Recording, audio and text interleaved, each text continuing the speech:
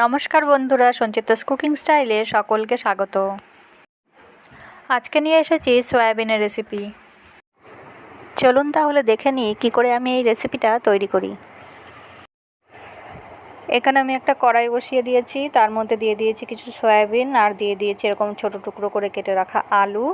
এবারে আমি এর মধ্যে দিয়ে দিলাম জল, পরিমাণ মতো জল দিয়ে দিয়েছি। এবারে আমি দিয়ে দিলাম হাফ চামচ মতো লবণ। এখন আমি গ্যাসের ফ্লেমটা বাড়িয়ে দিয়ে ঢাকা দিয়ে এটাকে ভালো করে সেদ্ধ করে নিচ্ছি। সেদ্ধ হয়ে গেছে, এবারে গ্যাসটা বন্ধ করে দিয়ে জলটা ছেঁকে নেব। এদিকে একটা মশলা তৈরি করে নিচ্ছি। একটা বড় পেঁয়াজ, কিছু কাঁচা লঙ্কা, হাফ চামচ মতো জিরের গুঁড়ো, হাফ ইঞ্চি মতন আদা আর কয়েকটা কোয়া রসুন আমি এখানে পেস্ট করে নিয়েছি। এবারে রান্নাটা শুরু করব। তার জন্য কড়াইতে সর্ষের তেল দিয়ে দিয়েছি জিরে ফোড়ন আর তেজপাতা। এবারে আলুগুলো আমি প্রথমে ভেজে নেব। এবারে দিয়ে দিচ্ছি নুন আর হলুদ। যারা আমার চ্যানেলটি এখনও সাবস্ক্রাইব করেননি তারা অবশ্যই চ্যানেলটি সাবস্ক্রাইব করুন আর পাশে থাকা বেল আইকনটি প্রেস করে দিন। আলুটা আমি লাল করে ভেজে নিয়েছি। এবারে আমি ওই মশলার পেস্টটা এর মধ্যে দিয়ে দিচ্ছি। মশলার বাটিটা ধুয়ে কিছুটা জলও আমি এতে দিয়ে দিলাম। এবারে দিয়ে দিচ্ছি হাফ চামচ মতন হলুদের গুঁড়ো আর হাফ চামচ মতন লঙ্কার গুঁড়ো। এবারে সব কিছু একবার ভালোভাবে মিশিয়ে দেব।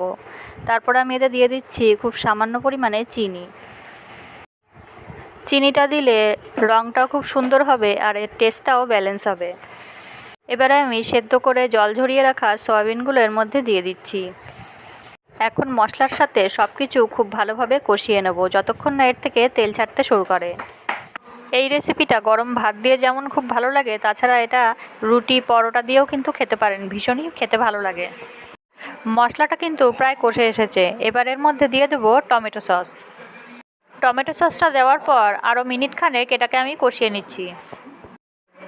মশলাটা আমি ভালোভাবে কষিয়ে নিয়েছি। এবারে আমি এর মধ্যে দিয়ে দেবো পরিমাণ মতো জল। আমি এখানে হালকা উষ্ণ গরম জল ব্যবহার করছি। এবারে গ্যাসটা বাড়িয়ে দিয়ে ঝোলটা খুব ভালোভাবে ফুটিয়ে নেব। ঝোলটা খুব ভালোভাবে ফুটে গেছে। এবারে আমি এর গ্রেভিটাকে একটু ঘন করার জন্য এদিকে আমি নিয়েছি 1 চামচ মতো কর্নফ্লাওয়ার। এর মধ্যে দিয়ে দিচ্ছি সামান্য পরিমাণে জল। এখন এটাকে ভালোভাবে গুলে নেব। গুলে নেবার পর এটা আমি ঝোলের মধ্যে দিয়ে দিচ্ছি। কর্নফ্লাওয়ার দেওয়ার পর আর বেশিক্ষণ ফোটাবো না, গ্যাসের ফ্লেমটা আমি এবারে বন্ধ করে দিচ্ছি। আমার এই রেসিপিটা ভালো লাগলে আমার চ্যানেলটি সাবস্ক্রাইব করবার অনুরোধ রইল। আর এই রেসিপিটা কেমন লাগলো কমেন্টে জানিও কিন্তু অবশ্যই। দেখা হবে আবার নতুন কোনো রেসিপি নিয়ে।